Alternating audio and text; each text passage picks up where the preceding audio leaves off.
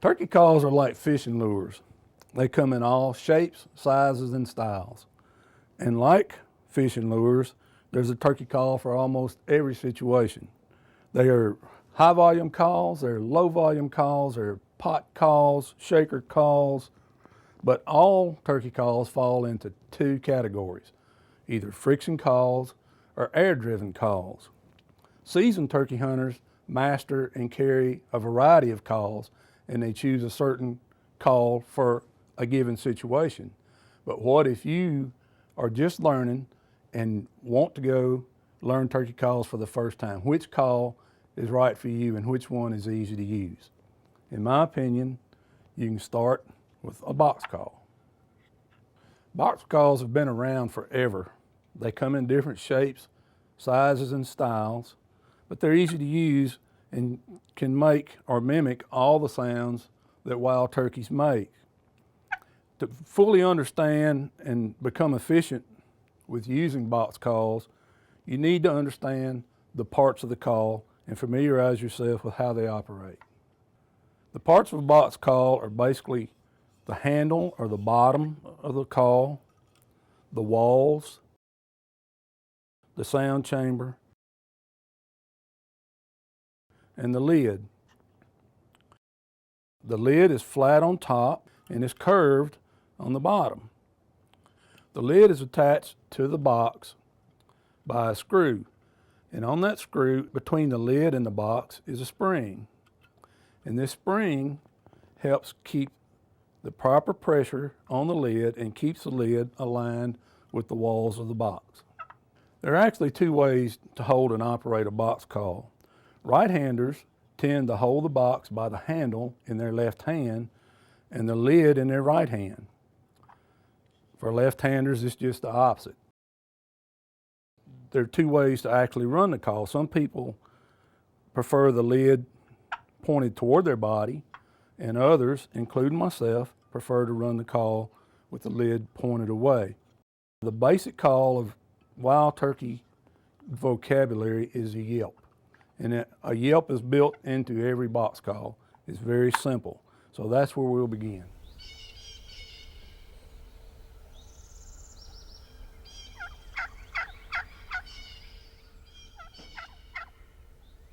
They also cut, cackle, whine, cluck, all kinds of calls.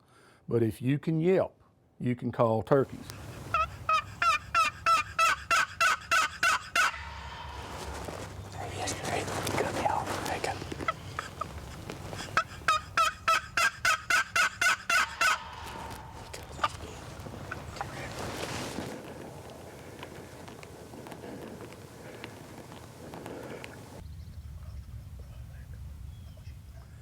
To make the yelp on a box call, you simply open the box and lightly drag the paddle across one of the walls of the box, and you'll make the key sound of the yelp.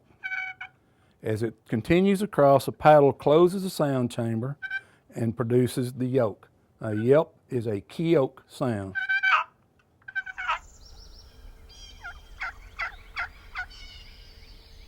And the amount of pressure is determined by your hand, and it's assisted by the spring under the paddle.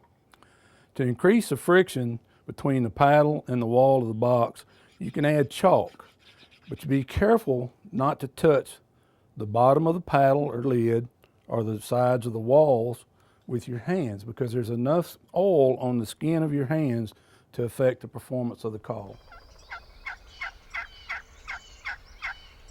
No two turkeys sound the same, but you can change the pitch of this call by applying more pressure to the paddle as it travels across the wall.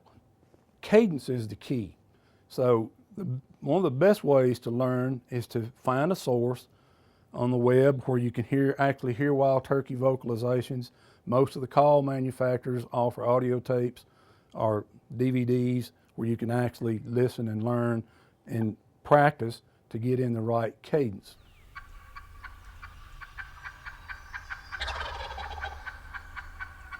There are techniques you can use to make the sounds that turkeys make with a box call. For instance, the cluck, you hold the box in your left hand and you place your thumb on the lid and lightly tap the lid. Makes a perfect cluck.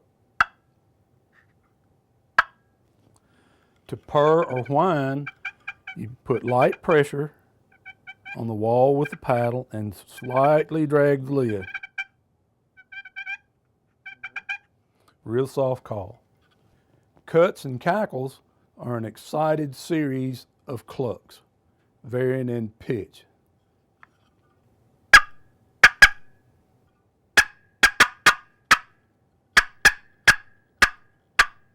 As with anything worth doing, practice makes perfect. Follow these simple tips and you may find yourself in a conversation that puts a wild turkey in front of your gun next spring. Box calls are versatile and easy to use, and there's nothing more exciting than calling wild game. Practice and get out there. I think you'll be surprised at the results.